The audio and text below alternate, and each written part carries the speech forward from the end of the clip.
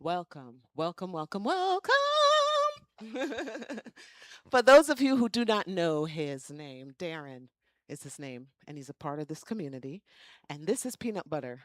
We named this Cahoon for Darren because it's Darren's drum.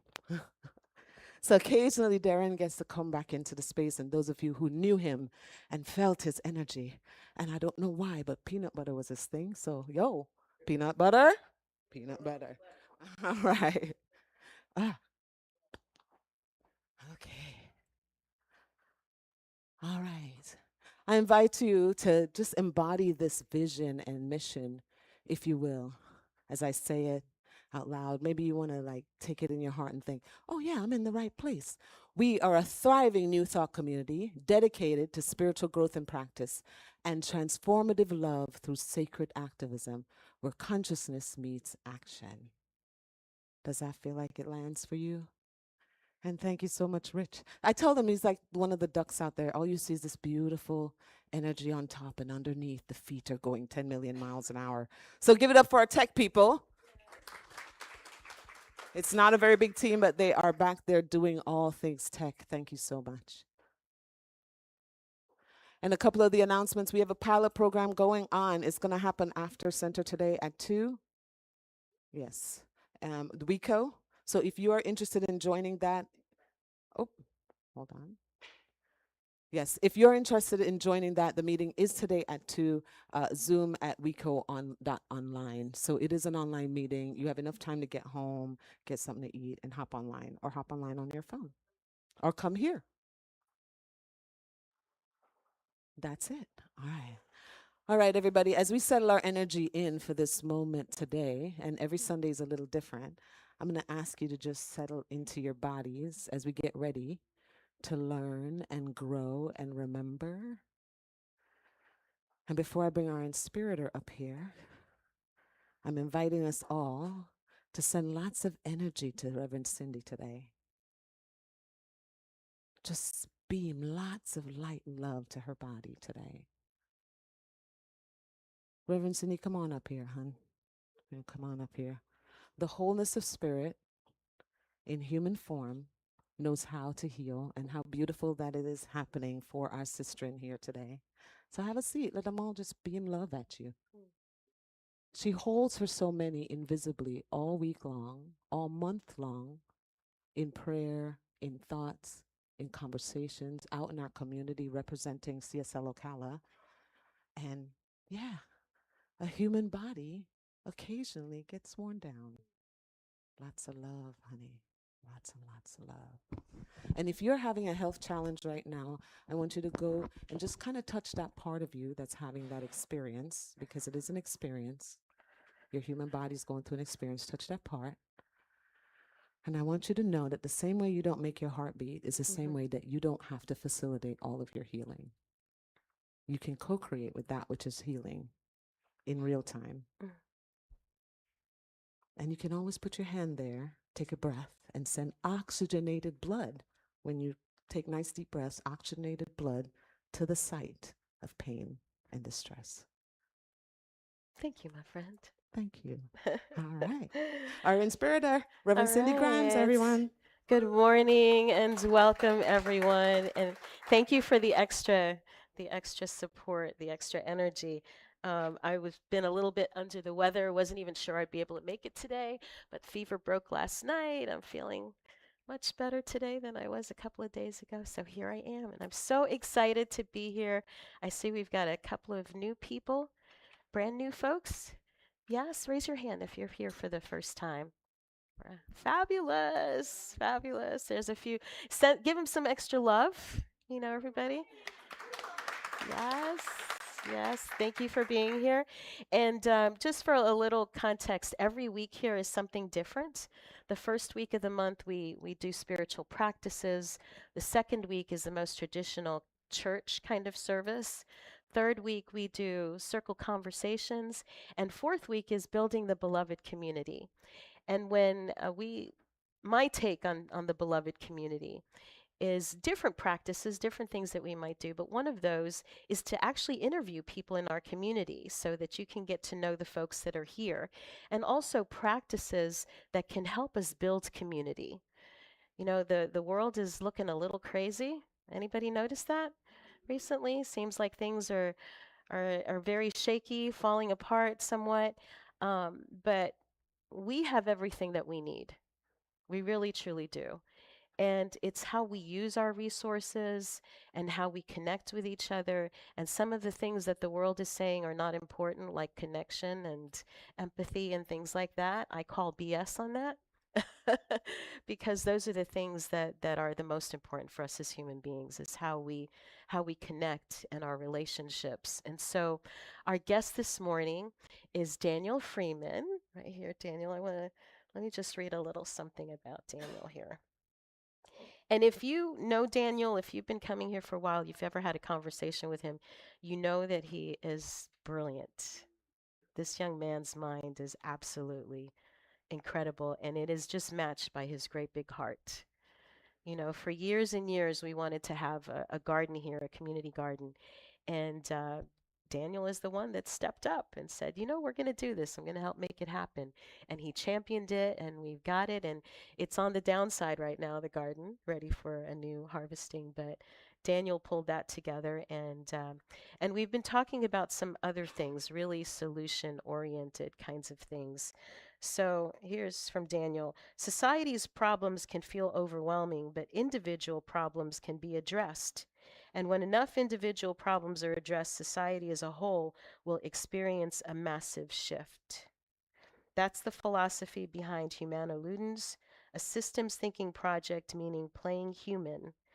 Daniel's goal is to reimagine monopolistic modern paradigms using better proven systems and weave them together into a coherent, more positive framework for the future. So I think we need to break that down a little more plain English. But tell us about Humanoludens and what these different icons mean. Thank you. Yeah, so I'll start a little bit about what inspired the project. So I grew up with a lot of turbulence around me, a lot of different. Oh, you know, testing, testing. It is on. You know, testing, testing. I don't think so. Could I have a different microphone?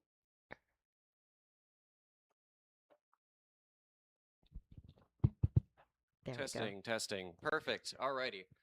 So as I said, I grew up with a lot of turbulence around me. Something that I noticed from a very early age was that there were a lot of people that were screaming opposite opinions, completely convinced that they were correct. One person would say we should go this way, other people were saying we should go this way, all entirely convinced that they were correct. And I noticed that there was also a tendency for criticizing another side rather than pointing to solutions. And I figured that there must be something that we're missing. There must be something that we're missing, and we can't be going this way and then going this way and still continuing in loops. So that was what ultimately inspired me to start researching economics, social systems, decision making, all of this. And to simplify the framework, each of those 5 mandalas represents a different system. So the idea is that if you have the idea is to take a complicated system that might be a little bit dense. Oh, there we go. The idea is to take a complicated system and to explain it in plain English so that people can understand the concepts and actually replicate them. That was a very important goal to me. Everything there, and you'll see a link to the website when this is done, every system there, I have an article that explains it anywhere from 2 paragraphs all the way down to a full series of research links. So you can go as simple as you want to or as in-depth, but the goal is that anyone looking at this project can actually build this themselves. So I want this to be empowering and to give hope rather than to just be a critique. Okay. So the thing that struck me most, I guess, when we first started speaking years ago, was this idea of sociocracy in decision making. So in building community, I think there are two aspects that are sometimes not given enough attention. One of those is how we make decisions.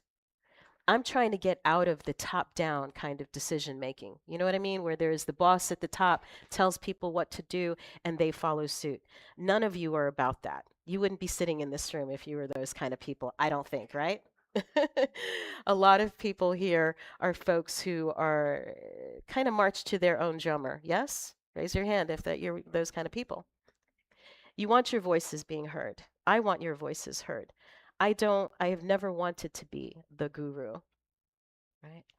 My goal is to create a community where everyone feels that and their voices are actually heard.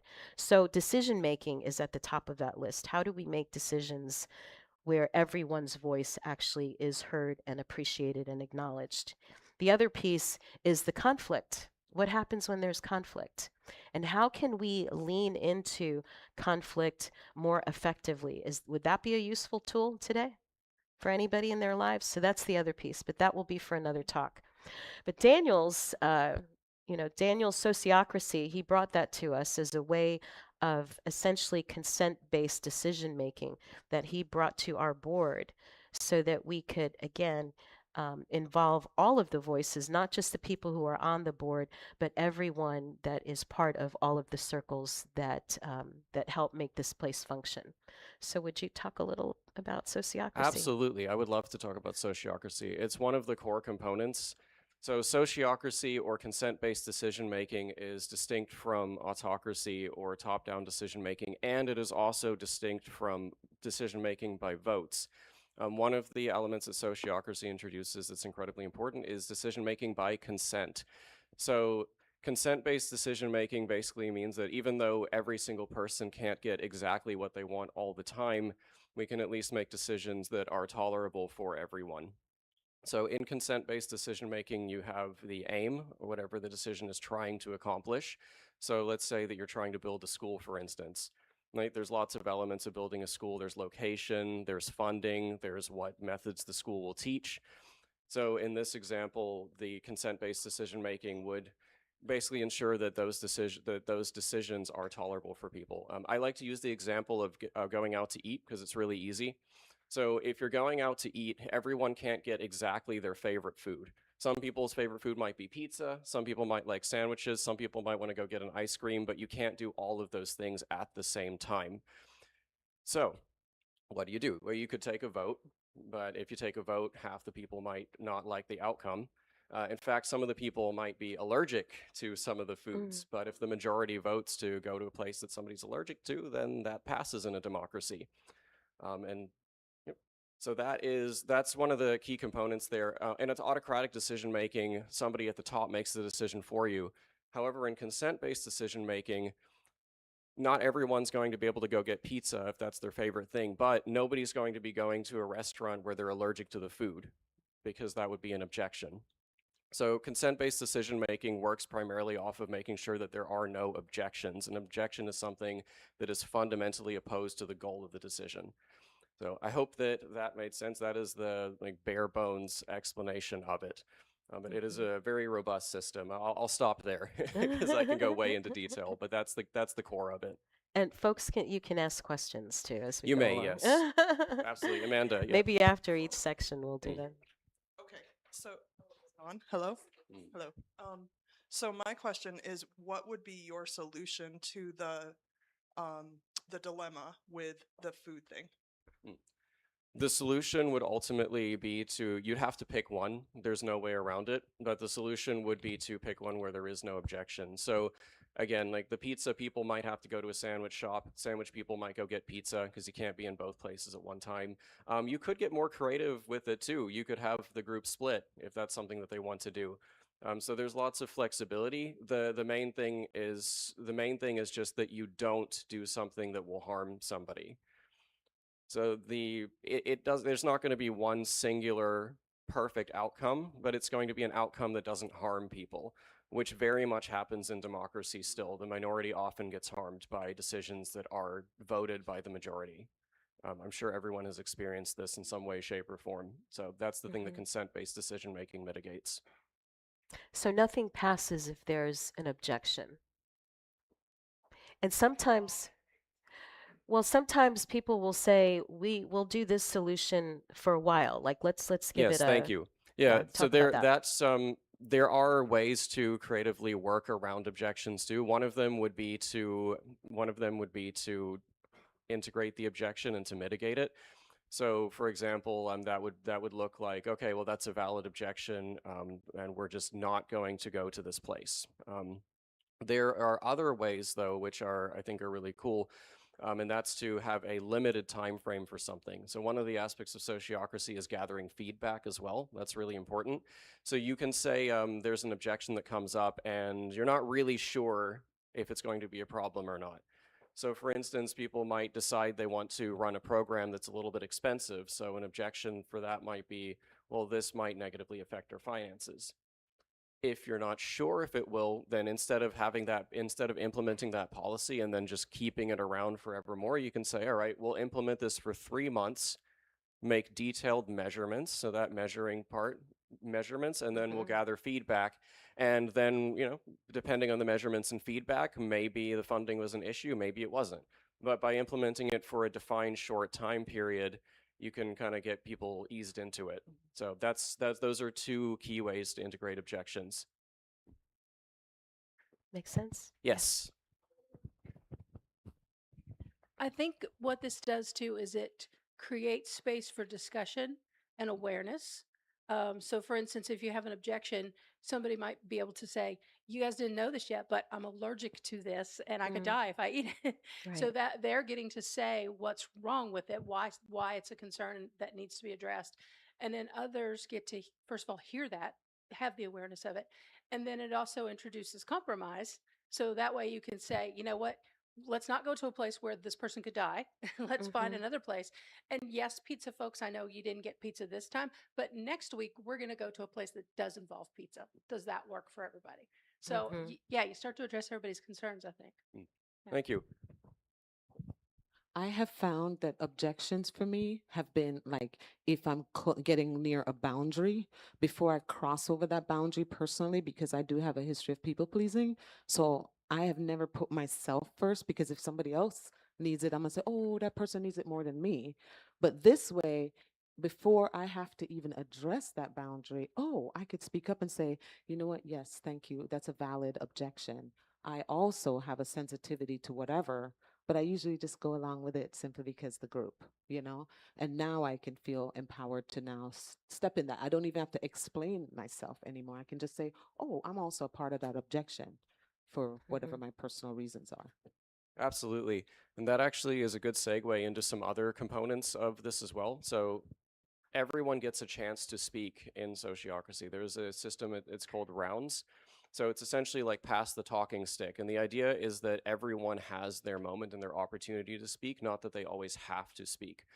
There's a huge difference between somebody not speaking up because they can't find a place to interject in the middle of a noisy conversation versus somebody choosing not to speak but having the opportunity to.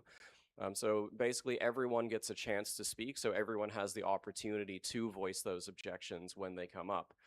And this is also made manageable by another key component, which is small groups.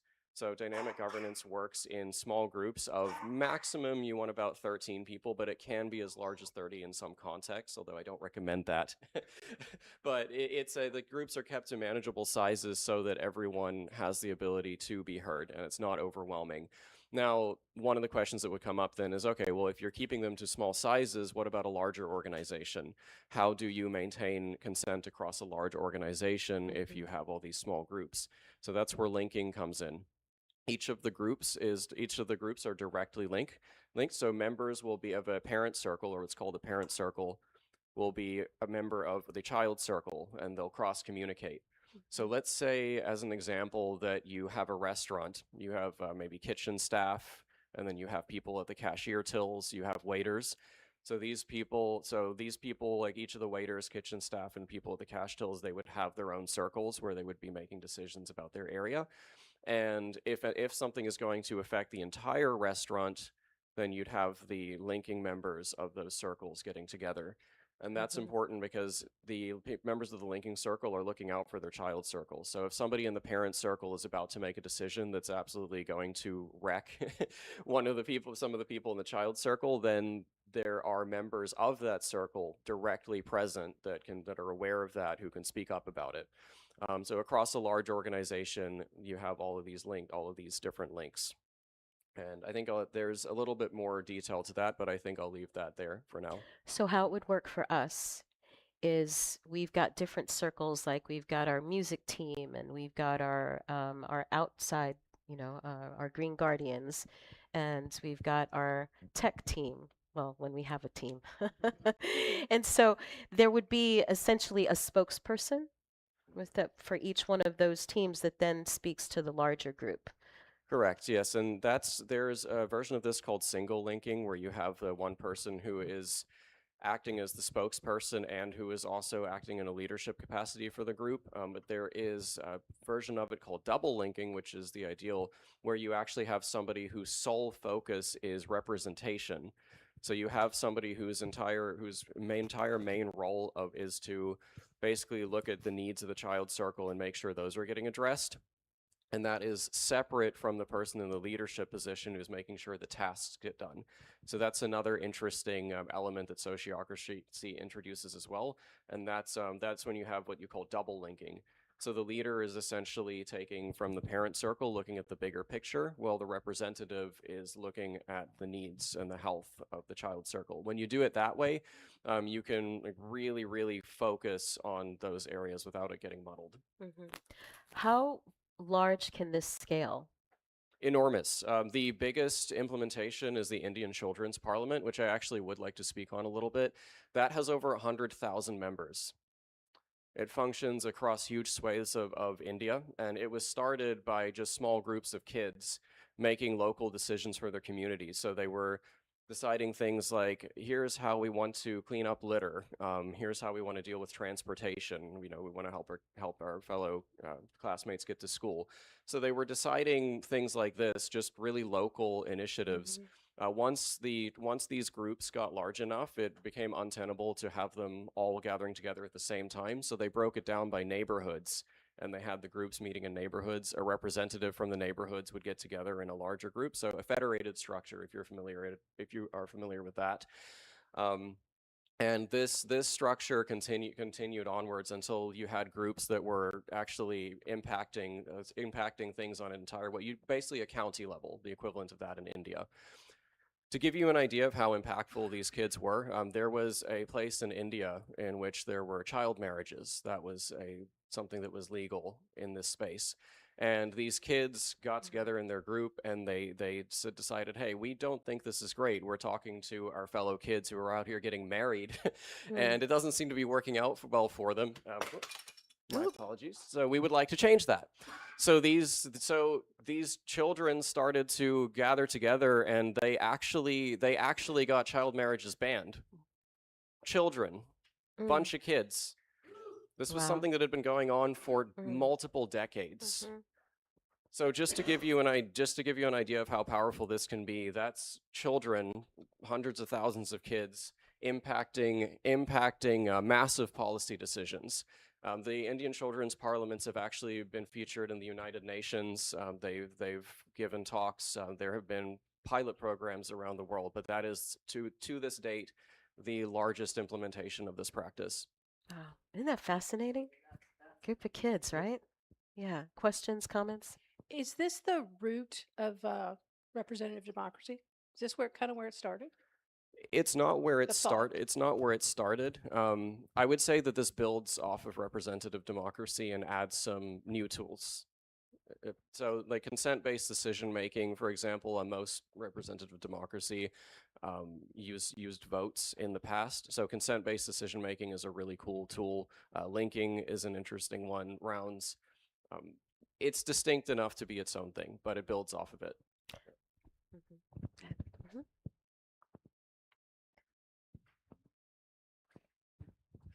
Hi, good morning. My name is Edward, Mm, and I'm finding this discussion to be very interesting. I'm grabbing on to what you're saying theoretically, but mhm, my personality is such that I'm a more of a show me kind of person. mhm, mhm. Can you create an example of what you're talking about using the people in this room for a made up event, if you will, that shows exactly how this works? Absolutely. I actually did do a workshop on this back in the day, and I had everyone do an active participation group, which was which is really fun.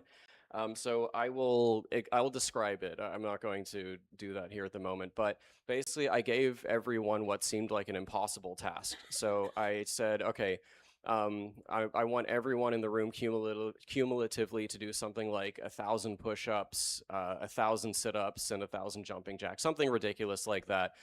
And I said, okay, go for it. I said, go for it.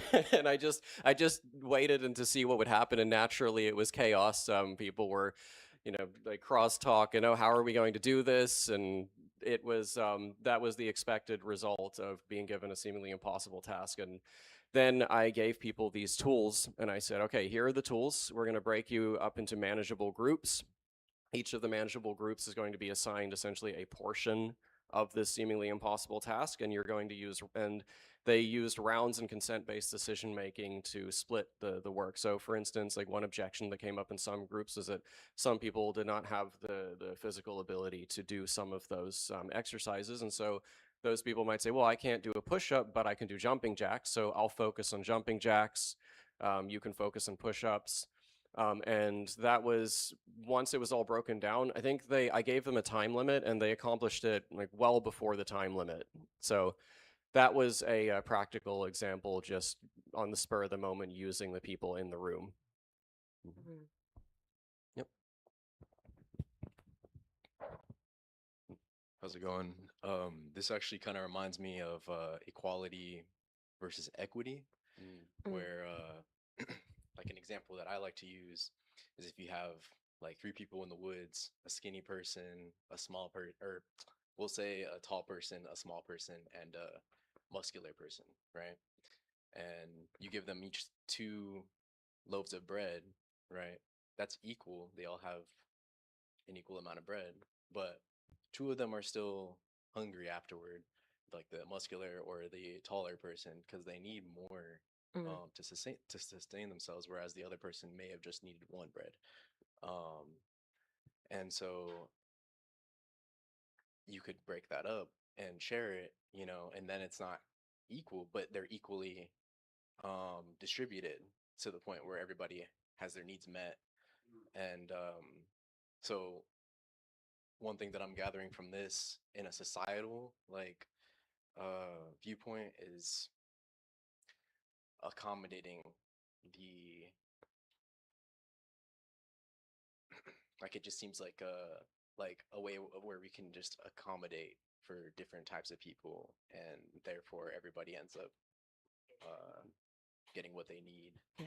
in the end. I actually have a really cool example of that. So there is the Indian Children's Parliament is the largest implementation. Some adults started to see what these kids were doing, and they said, "Wait, why can't we start doing this too?"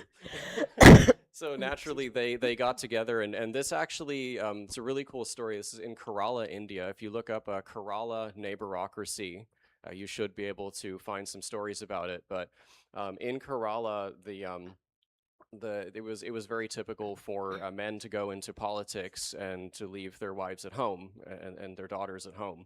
And their wives and daughters were at home watching these kids in the Indian Children's Parliament, and they said, "Hey, we can probably use this," because they many of them would try to get into politics and they would kind of be pushed out. So they said, "Okay, well maybe we can get together in these groups and then we can actually have a say in things." And so they did. They organized small groups based in neighborhoods, just like the kids had, and they started to make local decisions. They connected in these linked groups, just like the kids. And over the course of doing this, and initially they're again just solving small little problems in their neighborhoods, and then as they linked up, they would solve problems in the broader community. They became so influential that the local government, which would be about the equivalent of the county level, they actually forbid them from federating any further, because they said if you if you federate any further and you start, you start managing larger groups, people are actually going to mistake you for the government, not us. And people were actually getting confused about who was in charge in India. And it was so influential that the men that were, going into politics and pushing the women out started to kind of come in and say, hey, can we join your groups? We'd like to join. But I love that story. And the county government at the time ended up making a concession with these groups and saying that, hey, if you agree not to federate at a higher level, we will literally give you a huge amount of the funds coming in, so you can just make the decisions for yourselves about where it's going to be distributed. And that worked out extremely well. The local governments didn't have to spend as much time and energy in bureaucracy trying to manage the funds and then mismanaging them, because you can't possibly understand things at a local level if you are looking at things from a really broad picture. So the funds were managed better, it was going where it needed to go, and the people had a much better say in what was happening in their lives. So that's another really huge example of this implementation. And it goes to show that these concepts, they're really, really handy in a group setting, but it's much more than that. It actually has the potential to completely transform how decisions are made at a broad scale. Again, the Indian government actually got scared.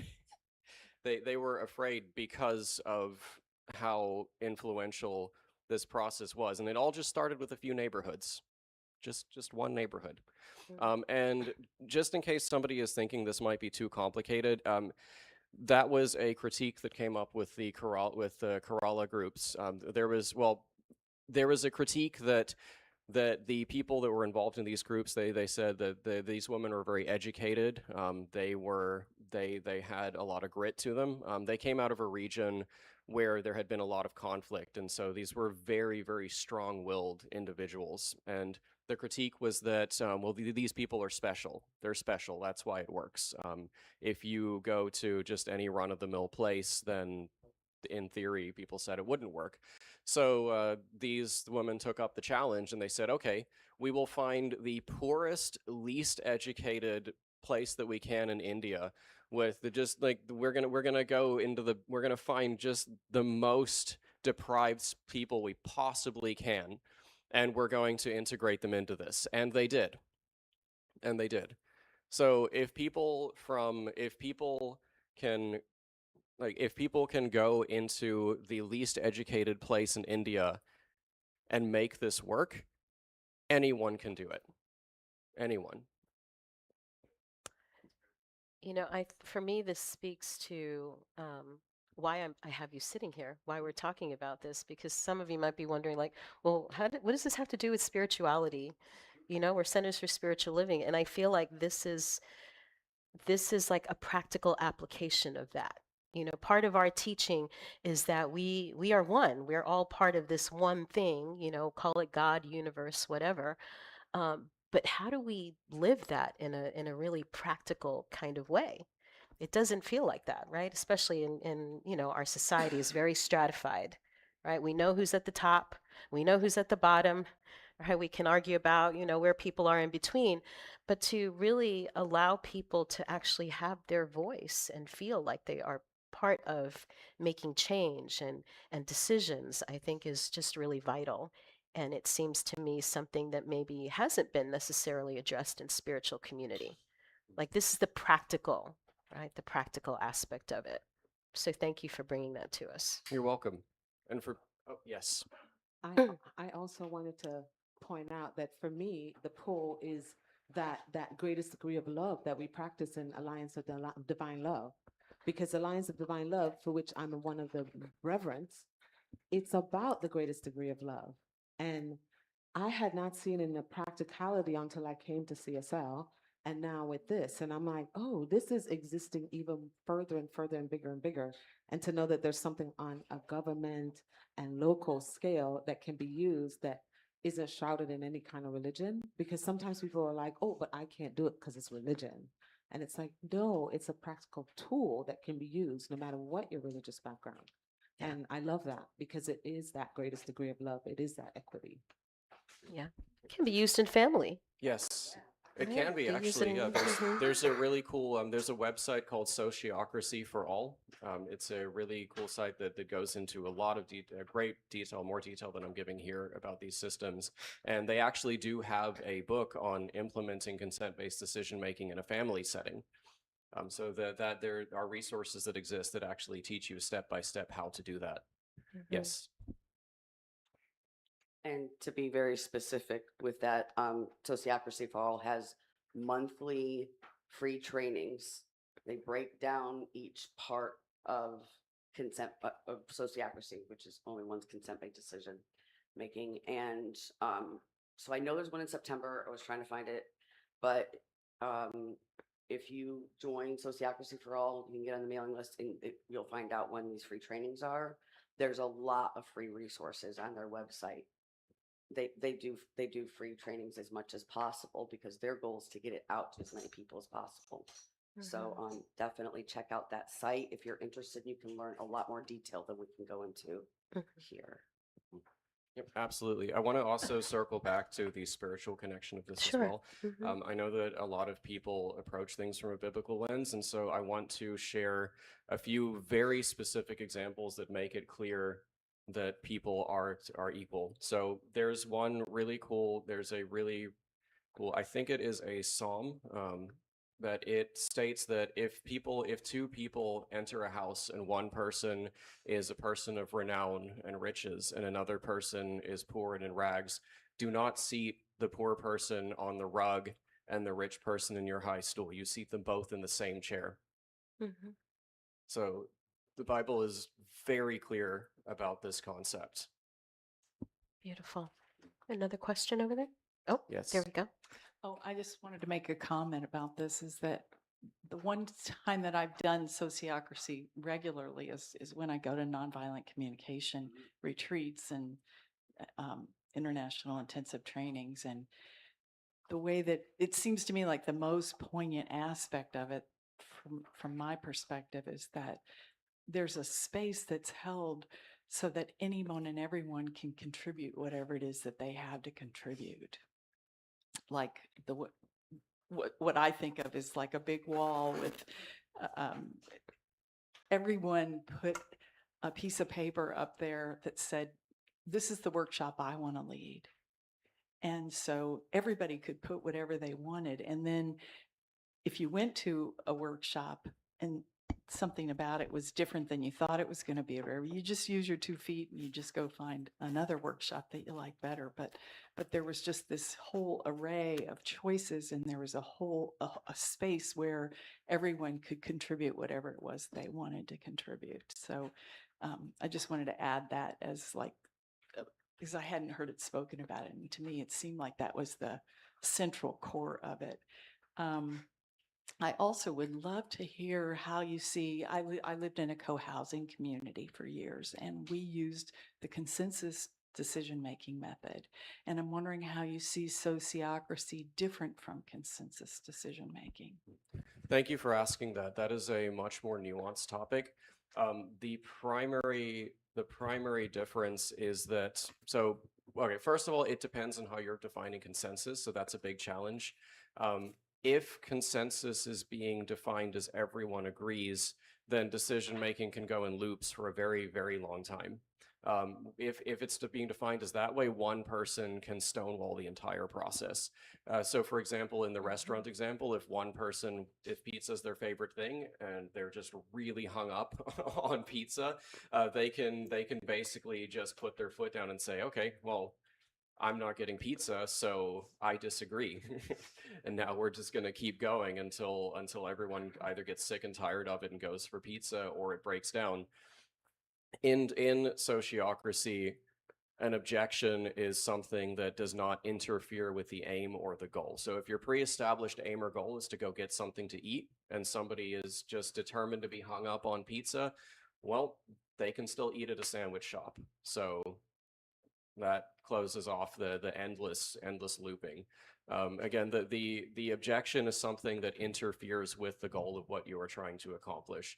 So that's one of the differences, is that it really cuts down on this kind of stonewalling by just one or two people, by being very clear about what is actually being done here. It's accomplishing a specific goal, which is defined in the group beforehand. The other aspect of it as well is that some, and again, it depends on how you define consensus, but some consensus decision makings aim to have every single person in the group all making decisions together and agreeing, which gets borderline impossible once you reach certain numbers. Once you, like I said, there are groups as large as 30. But really, once you go beyond about 12, there's been a lot of research into this, you start to run into issues, because there's just too many voices, too many cooks in the kitchens, too many things being talked about. You also have issues potentially where, let's say that you are in the restaurant, every single person in the restaurant's trying to make a decision about everything, and you might have something that really only applies to the cooks, but then you have the waiters chiming in and the cashiers chiming in, even if it isn't something that directly affects them. So those are some of the things that are mitigated by, let's say, having the very clear objection, or the objection system with consent-based decision-making, and the small groups. Some consensus decision-making systems use it. Again, it's a very broad category, but I hope that answered the question. What I've noticed is it takes a little bit to implement, because it's a new Yes. way of doing things. It's a different understanding, and it takes a little while to catch on. But once you get it, it really makes things much more efficient and much faster. I would like to touch on it before I answer the next question. Every single system here is a large paradigm shift. All of them. So all of them require learning the systems, understanding the systems.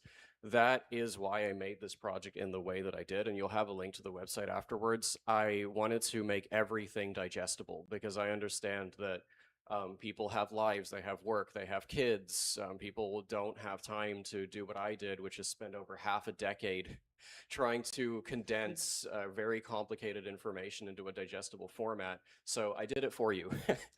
I wanted everyone to be able to read these systems, and within the span of like, I wanted people to be able to spend a week on the articles and be able to actually implement these to some degree in their own lives.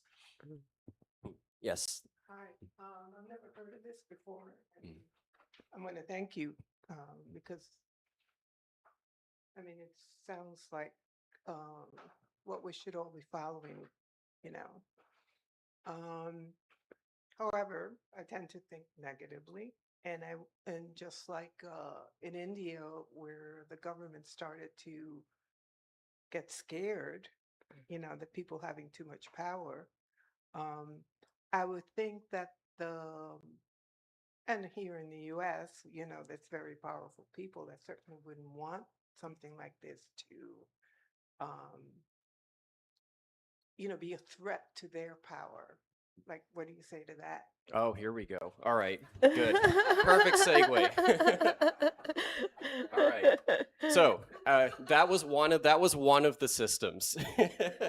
We're not going to have time for all of them, I don't think. I I'm know. watching the clock. How much time do I have to? Maybe 10 minutes. 10 minutes. All right. I'm gonna skip the Q&A for this. I will be available as long as you need afterwards to answer questions. So I'm skipping Q&A just so I can get through the other ones, because they're very important. As you alluded to there with your question, one thing alone is not enough to undo present paradigms of domination and control. It just isn't. However, it doesn't have to be. So one of the goals of this project is to take one system at a time and build up to a massive change. So what I have here is an illustration that is illustrating a current paradigm and how that paradigm can shift. So the pyramid there at the bottom, you have something that I'm going to get into, which is the monopolization of the value of natural resources. So think like you're in a desert and one person owns and controls the only source of water. It's the simplest way I can explain that. But that is more or less something that we do right now. And I'll go into that in just a little bit. You also then have education, which reinforces coercion and control. So education essentially right now reinforces the opposite of what I just talked about in sociocracy. That is then carried into the workplace and into general decision-making structures. And it's all reinforced by attitudes of control. So where you can shift that is you shift the economic system to have natural resources actually provide for everyone, which I'm going to, that's the next thing I'll cover. You shift decision making to involve every single person, and you shift education to actually empower people to make decisions for their own lives and their community, a la Indian Children's Parliament. They are on the website, yes. Yeah. So unfortunately, the pictures got a little stretched there, but that's the next part I'm going to cover is geoism. So you were mentioning that there's some very powerful people who might not like people being empowered to make their own decisions, and that's true. One of the most potent ways that people are put down whenever they try to make something for themselves is by economic strangulation. So there have been many movements in history of people building communities, making something of themselves, and essentially being forced to stop because they didn't have the resources to continue putting so much energy. When you have to devote a lion's share of your energy into someone else's vision, you only have so much left in the tank to actually make change. And that is a very convenient way to keep people stuck.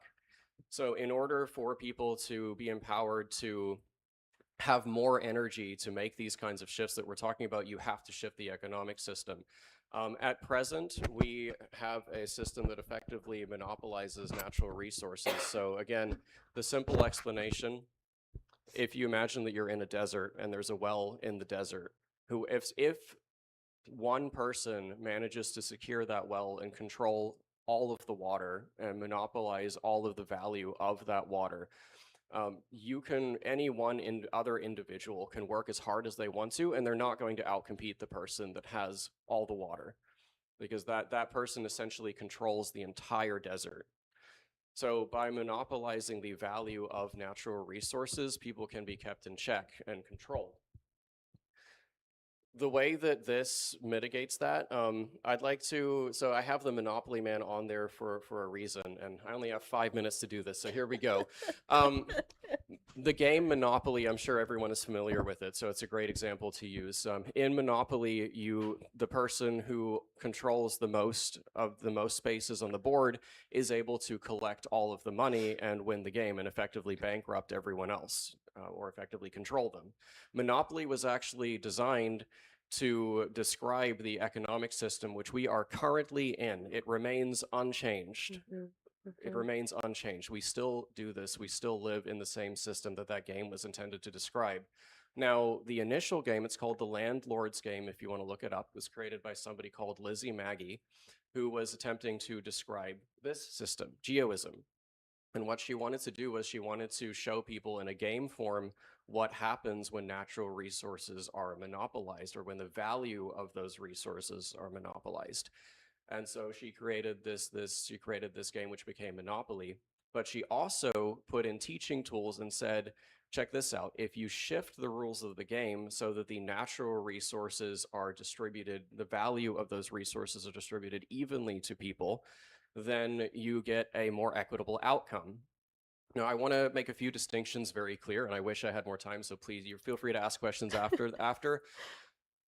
I am referring specifically to natural resources. Those are resources that were not created by any person. So think the water, the air that you breathe, yes, the land, the space that you sit on. So anything that was touched by human hands, like buildings or infrastructure, that's not what I'm talking about when I say the value of natural resources. I'm talking about stuff that nobody made, and therefore it belongs to nobody or to everyone. And to give you a really good example of the fact is that every single one of us contributes to the value of a natural resource. So let's take land, for instance. The value of land, if anyone's in real estate, you'll know the maximum location. So Why is location so important? Well, it's because of the people primarily around the location. Sometimes there's natural resources, but it's mostly the people that live there. That's why if you go to a patch of land, even if it has good resources, if there's nobody nearby, the land is not very valuable because there's less opportunities, there's less connection, there's less community. So ultimately, the community in a space is what makes that valuable. However, the community ultimately ends up, instead of benefit every single person who contributes value to the space benefiting from that space, people that own land or own natural resources are able to profit from those resources and collect the lion's share. That's why, for instance, like rent is so exorbitantly high. So most people right now, they're essentially paying two things. They're paying taxes. So they're paying taxes from their labor. They're working for money, and then that's coming out in taxes, and it's coming out in rent. Um, the I don't quite have time to go into it in a bunch of detail, but the fix is effectively to have the value of land distributed evenly to everyone. So that is a crucial, crucial difference from a lot of systems that try to redistribute, because a lot of systems will take the labor, what has been produced by labor, and they will redistribute that, or they'll take, let's say, they'll take the value of infrastructure, which somebody had to build, somebody had to work for that, and they'll redistribute that. This is redistributing the value of natural resources. So it actually addresses a very important objection when it comes to redistribution, which is, well, if I worked really, really hard for something, why should I have to take what I worked hard for and give it to somebody who didn't work hard? And that is a very valid objection. So I'm going to actually kind of flip that on its head and give you an example of a time when somebody was punished for working hard and another was rewarded for being lazy. I've spent a great deal of time, just being out and about. I did surveying for a while, which allowed me to go into parts of the country that a lot of people don't see, and it allowed me to walk, people's land and to see what happens on their properties. So there was one thing that really, really captured my attention, which was a trailer. It's essentially an RV park. So there were two RV parks. They were both parked on the same lake. So you had a property that was effectively in the same location. They were neighbors. In one of these parks, there were broken foundations. The buildings were caved in. There was mold. There was rot. The grass was overgrowing. It was completely abandoned with a big no trespassing sign, which I was allowed to walk through because I was on official business. So I got to see behind the pretty facade and into this completely decrepit and dilapidated space. The neighbors, on the other hand, had a thriving space. They had a beautifully manicured place. Everything was clean. It was well maintained. They were working extremely hard to make everything presentable and to make it function smoothly. Now, take a wild guess who was paying more in taxes. It was the people who were working harder, because the people who had the well-maintained space were making more money. And so the value of their labor or their hard work was being taken away more because they were working more and they were making more money. The people that had the decrepit space were paying less in taxes because their space was less valuable. So this is one of the huge distinctions between looking at property versus land. You'll often hear people talk about property taxes. Look at land taxes. Distinguish natural resources from what people worked for. So that is my very, very short spiel on it. And I'm going to talk about why this is so incredibly important as well, because I want people to see this. Geoism, or Georgism as it's called, was conceived of by a man named Henry George. When he made this system, he was trying to answer a question, which is, why does poverty and inequality become worse alongside of progress? He grew up during the Industrial Revolution, and he watched people becoming worse off despite there being more productive capacity, which is something that we're experiencing now. So he lived in what was then an up-and-coming little port town called San Francisco. And there's a quote here. This is 140 years ago, back when San Francisco was this little town. And he said, If there is less deep poverty in San Francisco than in New York, is it not because San Francisco is behind New York in all that both cities are striving for? When San Francisco reaches the point where New York now is, who can doubt that there will also be ragged and barefooted children on her streets? And what I have right there, 140 years later, is an accurate map of human feces in San Francisco. People didn't listen to him, and now there are a significant portion of people in that city who don't have the dignity of a toilet to poop in. That's why this is important. So, we already covered sociocracy, and I'll go very briefly into education, and I think maybe a good point for me to leave off is just to read this poem and then give you I'll read this poem, and then you can go to the website and read a little bit more about this. But one of the ways that people are kept coerced and controlled, it's not just economics and it's not just decision making. People are trained that way from childhood. And I have a sonnet that I wrote to get the heart of the message across, because I wanted people to understand what is happening. So the sonnet is this: a little sparrow was born in a cage and given daily content to repeat. When he said the right thing, he got a treat. When he failed to satisfy, he was beat. As the little sparrow began to age, he was told about the world in stages, about flying, food, and building cages. His dream was to soar and fill life's pages. In truth, it was only enough to glide. The bird was never taught to truly fly. So when he was finally let outside and flapped his tiny feathered wings to try, the bird fell down to the ground and cried, for all he had ever known was his cage. There is hope here. I finished, so I'll briefly end on this. I have been working on this project for over half a decade, and this part, education, was the part that nearly broke me out of everything. I finished the article that has taken me over 5 years to write on education, describing the systems, the specific systems. I go into detail about specific systems that create this outcome. So this is emotional because I want people to understand the emotion, but I go into detail about specific aspects of the system that cause this to happen. I have links to academic research that talks about the history of coercion and control in education, how it developed and how it was put forward, and there is hope as well. There are methods that don't create this type of outcome.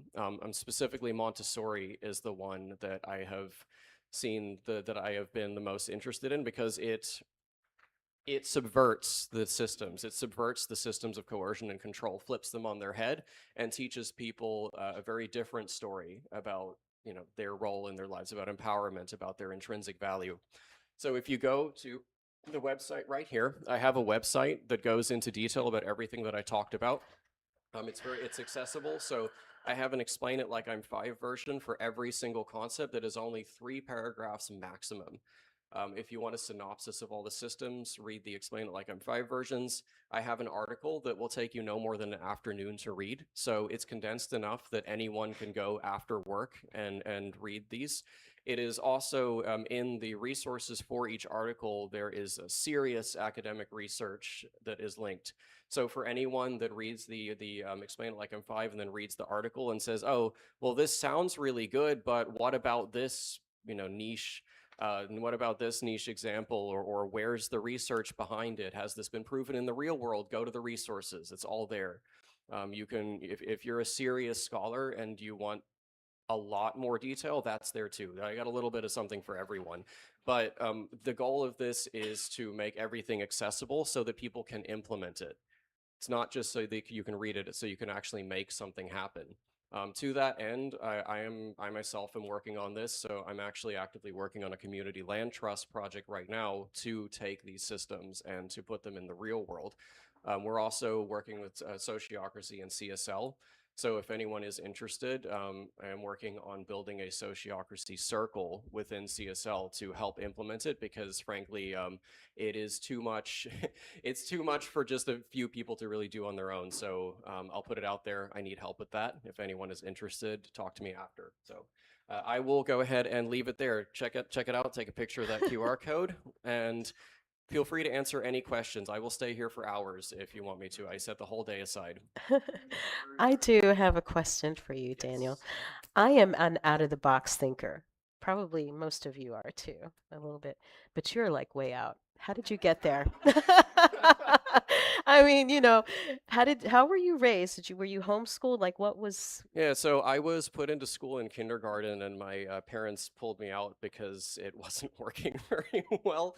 Um, I was reading books in kindergarten, and then I had to sit in a classroom and read a little book called Ant on Log. I still remember this.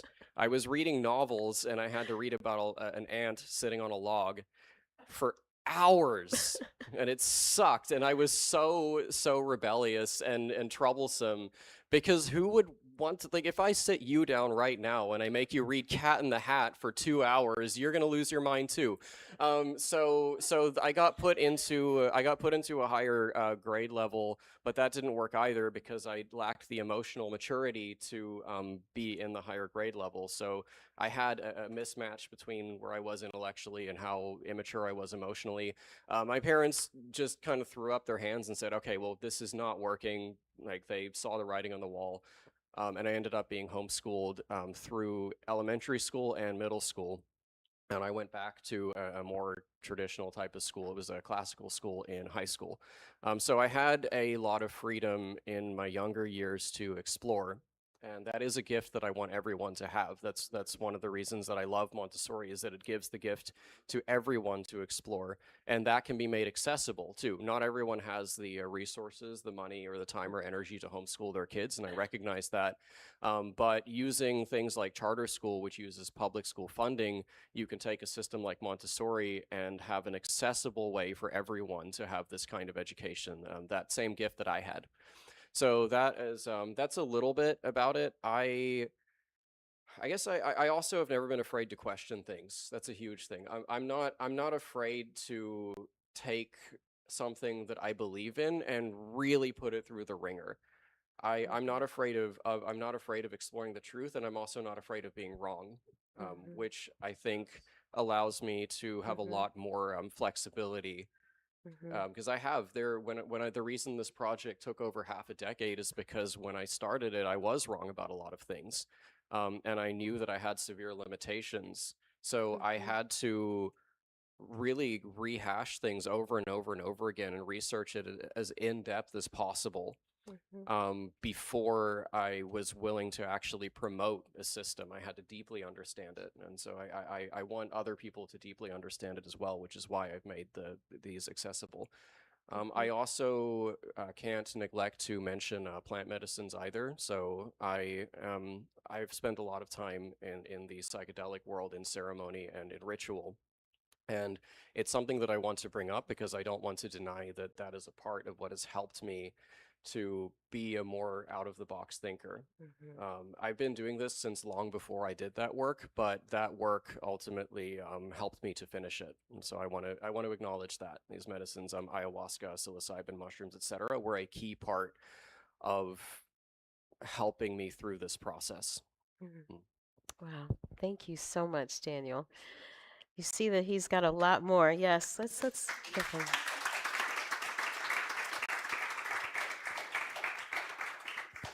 So much brilliance in that mind, and I want to play with that website.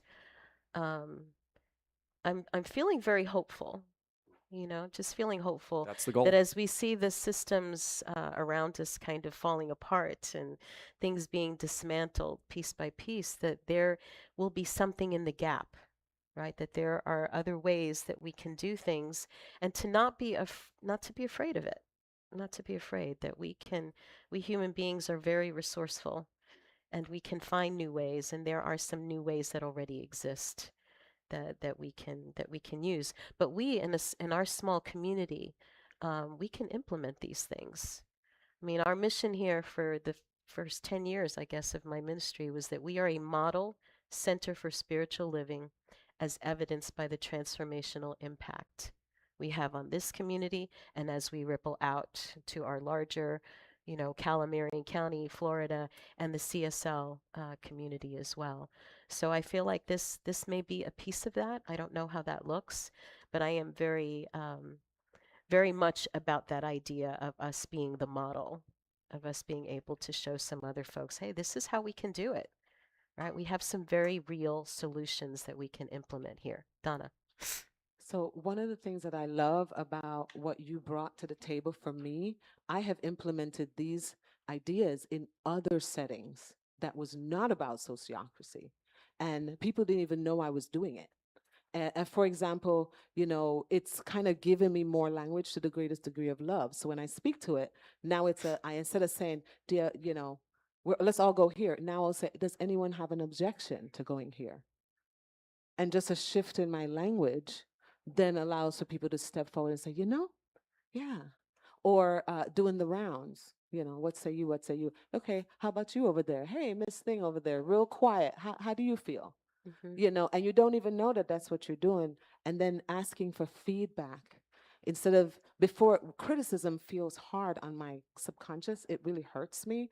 But hearing feedback, okay, what's the feedback here? It's just information then.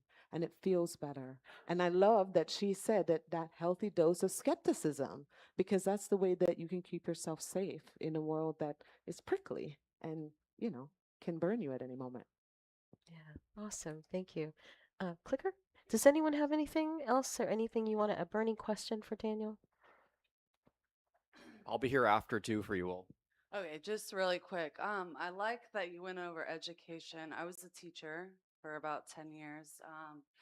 I did 6th grade, 7th grade, 8th grade English, creative writing, and I also did kindergarten through 3rd grade. I was stressed out, I was tapped out. And one big thing I've always taught my students is to use their critical thinking skills. Question everything I say. I tell my own children that. And I'm kind of like shaking because it's very emotional because I've seen chaos. I've seen people have strokes. I've seen just a lot of they're not there for the children. And I also worked at a charter school, which is a little bit better than a public school, but these children really need people that are going to be like the peacemakers and, hey, let's talk about this and, question this. Like you shouldn't just abide by, just what you're hearing. Because there's always my thing. I tell my kids there's 3 sides to a coin, and so now I actually went out of the school system and I'm a behavioral therapist for autistic children. So I feel a lot more centered with that. So Thank you for so sharing. thank you, for real. Yeah, I want to elaborate on that and just say that this stuff that I'm talking about, and I made that very clear in my article, and I hope I've made that clear right now. This is not the teacher's fault. This is not their fault. They are working inside of a broken system. The system itself leads to the outcomes that I was describing. So even the most well-intentioned teacher is trying to fight against this juggernaut essentially in order to foster critical thinking. So that is why it's so important to have an entirely different system where instead of the teacher having to fight against the system to teach critical thinking, to teach more holistic ideas about like your value, let's say, you have a system that actually works with that encourages that. So that's the huge shift. And thank you for sharing. A lot of teachers are burned out. A lot of teachers are burned out.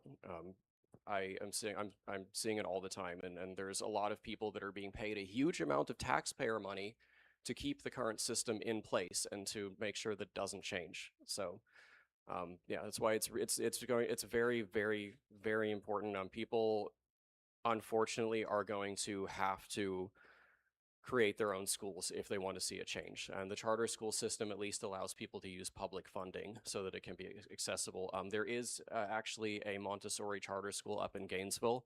There's several in Florida. There's other charter schools. So before you think that this is impossible or it can't be done, it's already been done.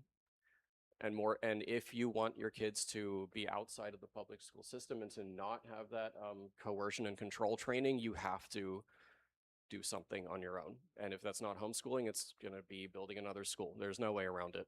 But again, there's hope because this is something that you can do. It's accessible. Everything here is accessible. And as Donna said, these are things that we can implement in our day-to-day life. Whether you're a teacher, whether you have kids or not, just a simple thing of asking consent, inviting other people's voices. It's just it's a mind shift. It is a paradigm shift, right? Of including as many people as possible and stop waiting for somebody else to be your savior and make things, for you. Yep. Right? That we are here to we save ourselves. Okay, that's another big distinction is that we need to take care of ourselves, be our best selves, and as it ripples out, right, to our children, to our families, in our workplaces, that we be that example. You may not be a teacher, so some of that won't affect you, but certainly you are a neighbor to somebody. You have people that are in your family, and we can come from the perspective of all voices being valuable. I Right? think I'll summarize it by saying this. Don't beg for freedom, build it. Beautiful. Thank you. Thank you. Thank you. There's let me go back. Richard, could you pull up the WeCo slide? There's going to be a workshop this afternoon at 2 o'clock for those of you who are interested. There is a platform called WeCo, and if you've been here, you've heard, maybe you even saw Simon because I interviewed Simon Swerdlow from WeCo a few months ago. But this platform is another aspect of community building. It actually builds on what we were talking about today. So the platform WeCo stands for We Connect, We Collaborate, and We Co-Create. And what Simon has done is created a pilot program for us. It is an online platform where you create your profile. Basically, you take a little quiz and you see what your gifts and your skills and your talents are, and then you can offer. I'm making it really short version, but you can apply that. You can offer that to the others in the group. They also have their talents and skills and abilities and whatever that they can offer to projects that you may be working on. So CSL Ocala is a project. The Hub is another project. And what we're looking to do is to integrate everyone that's in our community that wants to participate in this, including newcomers, that you can come, create your profile, and we will know exactly where to place you in the organization based on your skills and talents and abilities and wants. Right? Super easy. You'll learn some things about yourself.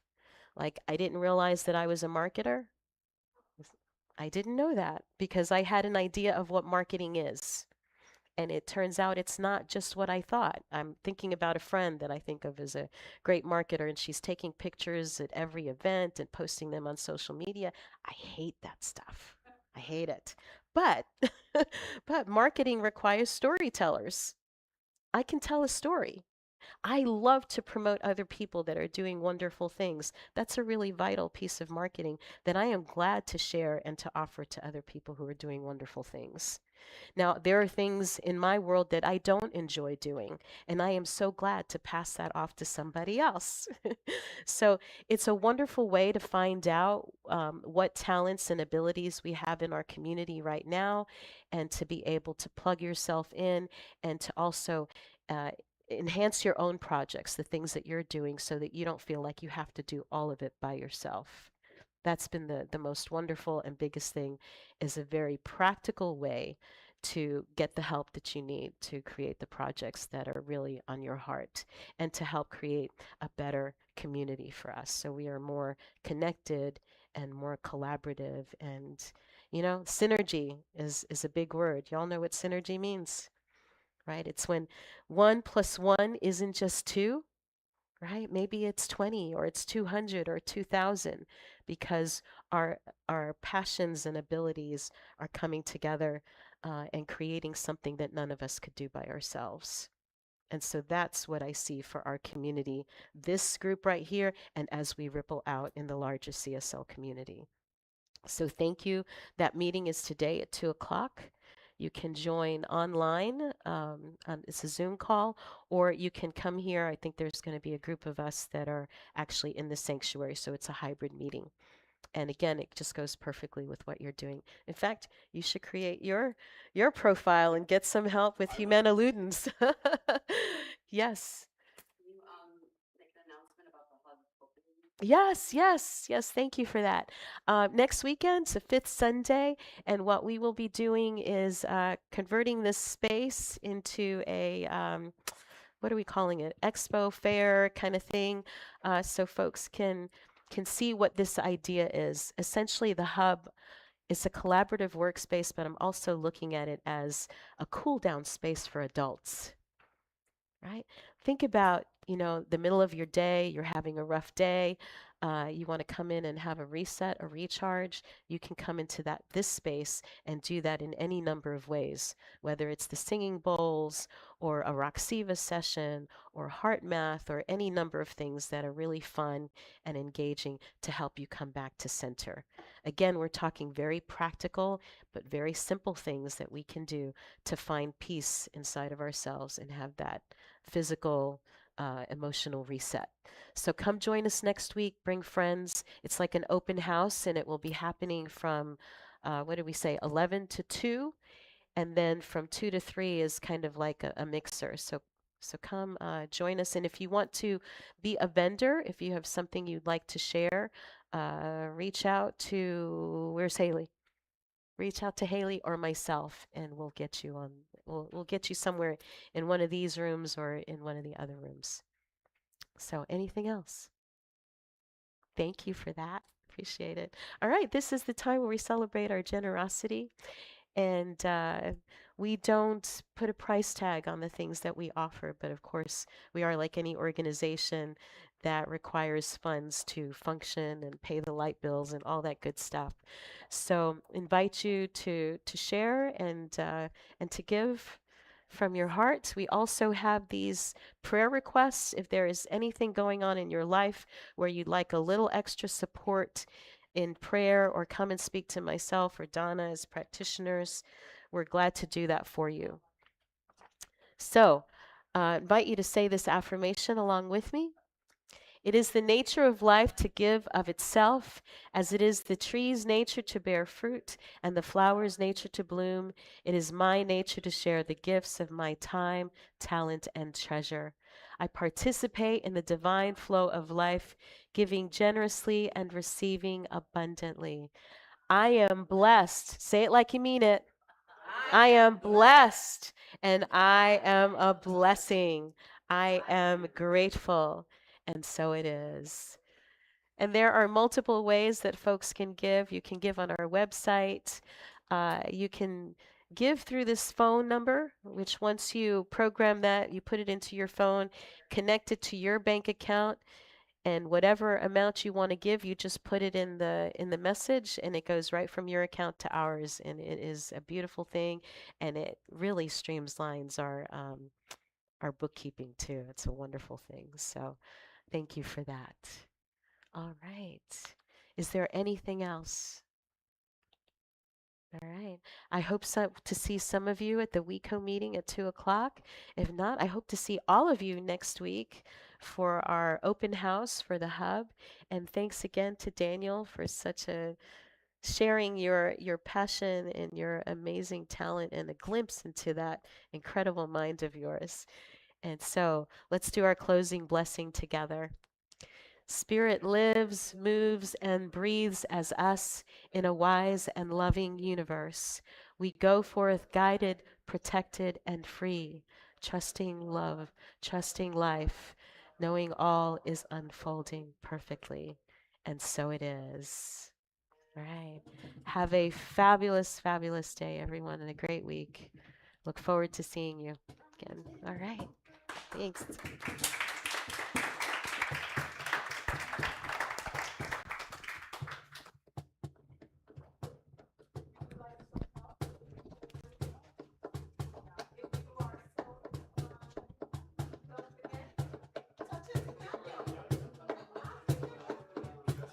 here. Feel free to ask questions if you want.